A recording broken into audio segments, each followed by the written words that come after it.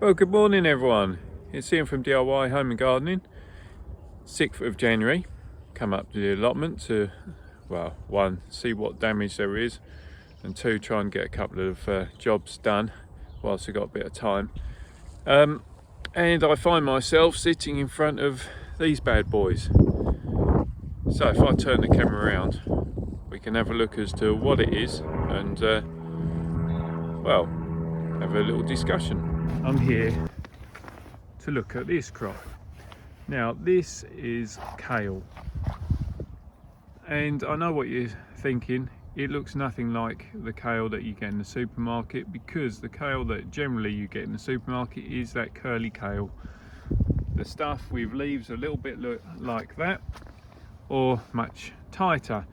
Now this is actually black kale, or as it's normally sold, Cavolo Nero, or black Tuscan Kale. Basically the Italians use it quite a lot, and it is a lovely dark crisp kale. You know, like I've just said, it's, and I was going to say taste test as well, absolutely bloody amazing. Like I say, 6th of January. We've had storms. You can see this is where the Rascal cage was rested. They've been blown over.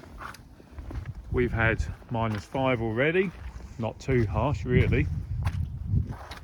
We've had a hell of a lot of rain, as you can see. Let me just give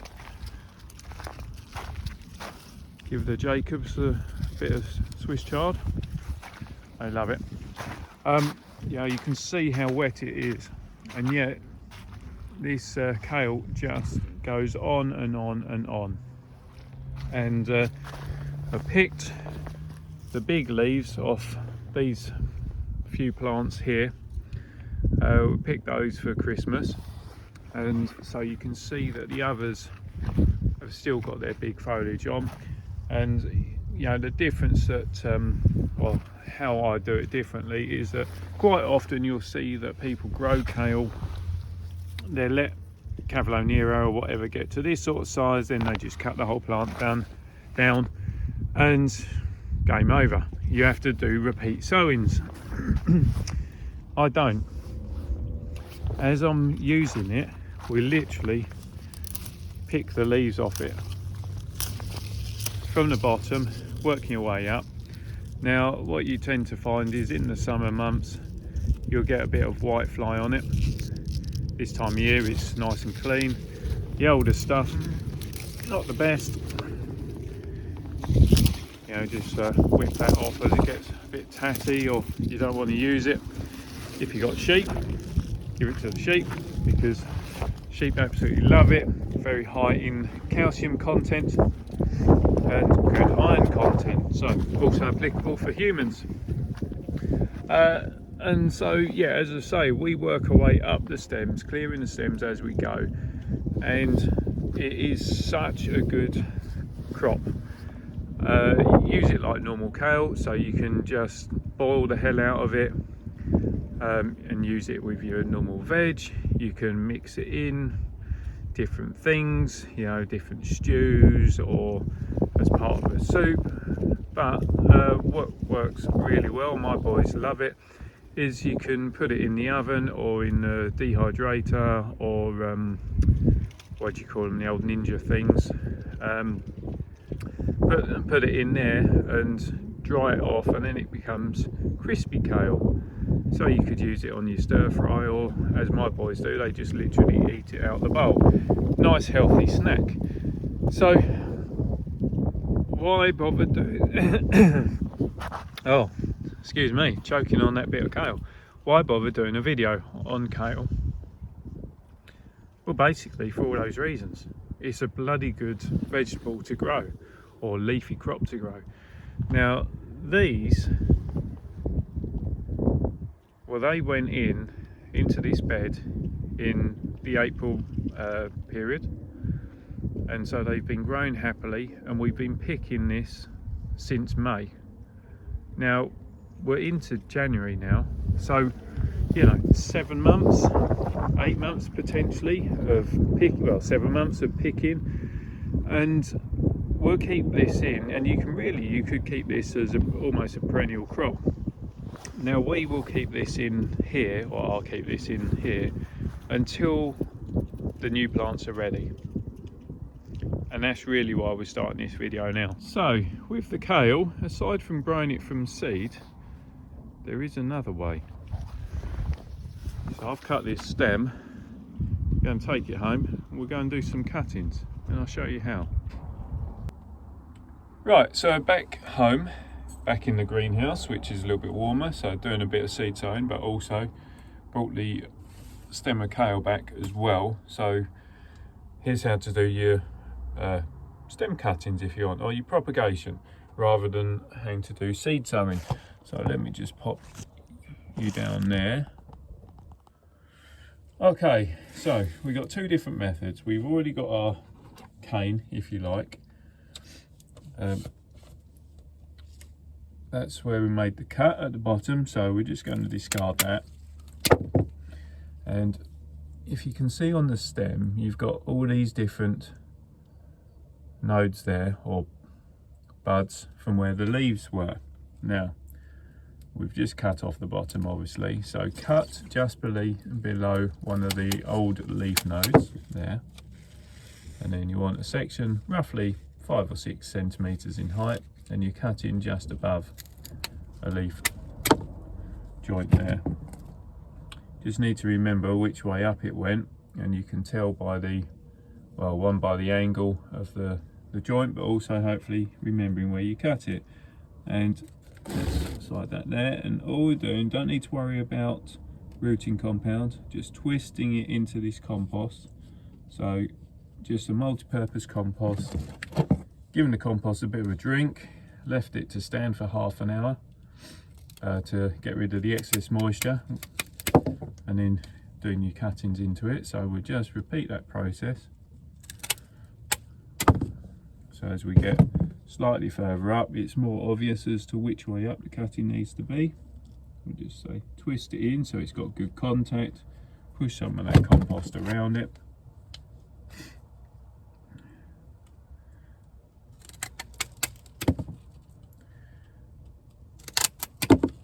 Let's do some of those.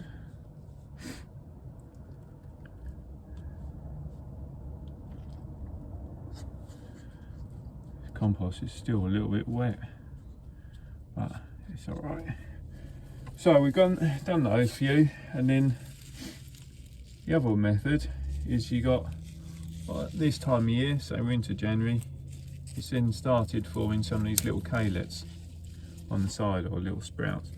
So you can literally just pull those off, discard a few of these larger lower leaves like so, because you're not really worried about them. You could always eat them if you want. So you're left with your little cutting like so, and then you can then just pop those into your compost as well. Nice and simple. We'll just do another one. Sometimes if they're smaller, they're actually easier. So that's my little calet cutting. Pop it in, give it a firm, and just carry on until you've done as many as you want, really. They don't need to go into the propagator, into a heated propagator or anything, and yeah, just kind of leave them to do their thing, do their rooting, and simple as that. I'll come back, show you once they've rooted. Right, I'll come back in the greenhouse just to see what's happening. So this is 8 days on from doing the cuttings. I'm not expecting to see much, to be honest, but there definitely won't be any root formation. But actually you can see that we've got some fresh growth forming, and I guess the most important thing is that they're all still looking alive. So yeah, I guess it's well, not I guess, it is just a case of leave them to do their thing. Well, 4th of February, so marginally under a month since start of video, doing the cuttings of the kale. Just been doing a few other bits in the greenhouse, so thought I'd have a little look on these and show you how they're doing. And as you can see, let's get them down. As you can see, there's absolutely loads of growth on these. Nice and lush. There's only that one really that's not doing too much, although it has got a couple of sprouts. But yeah, let me just set the camera up and we can try and tease some out, see what they're doing, if they've rooted. There we are, let's have a look that way. So from the start of the video, I did 8 stem cuttings and then 8 of the sprouts. Should we call them sprouts? Yeah, so good enough to call them sprouts. Right, absence of a dibber, use a pencil. So just try and get underneath and ease these out, see what's going on. There we are. Oh, so you got some good root development on the base there, so they'll be perfectly viable. Let's pop that back in there.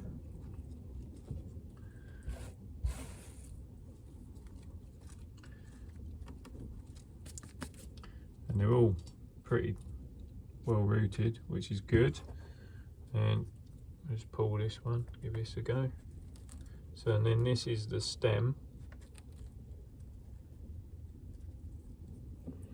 which actually hasn't produced root, but it's produced plenty of top growth. So let's have a look at another one just to see. Let's go this one as it's got so much top growth, see what it's doing. Tiniest of roots, but again not doing a lot. So interestingly, the side shoots, they're well away. Stems, at the moment it's very much like they're using up their reserves within the stem itself and putting on the growth that way. But what it does mean actually is that because they're putting on this growth, you could actually just whip these side shoots off and root those. Not going to, because 12 plants is going to be enough anyway to get going. But that just shows you how easy it is, and it also means that you can just do your side shoot cuttings or stem cuttings without having to worry about sowing seed every year. Basically just give you an endless supply of Kale Cavolo Nero. So yeah, nice little propagation video, good succession video. Hope you liked it. And so that is it, that is the video done. Quite a simple propagation video really, but just giving you nice self-sufficiency on the kale. And yeah, it has been, as I say, fractionally under the month, so with a slightly extended time period, then all of those will be rooted and gives you nice, easy, viable succession crops, easy to say, year on year. If you've got any questions though, then please send them to me. I'll do my very best to answer them for you. Likewise, if you like what I'm doing, then please subscribe to the channel. It's always nice to have some more people coming on board. Don't forget to hit that reminder button because, you know, let's face it, I'm always doing something a little bit different. You know, different topics, different plants, different veg. So there's always something to be seen and hopefully a bit of something that you might not have come across before. But yeah, I always say it, and it's so true, just enjoy what you're doing, have fun, try something different. And so whether that means trying to do some stem cuttings or sectional cuttings as opposed to sowing seed year on year and ripping your mother plants out, just give it a go, even if you just try it on one plant. And that was just a one stem, bear in mind. So you could have a proper proper field going there if you did all your crops. But anyway, till next time, take care of yourselves. Bye for now.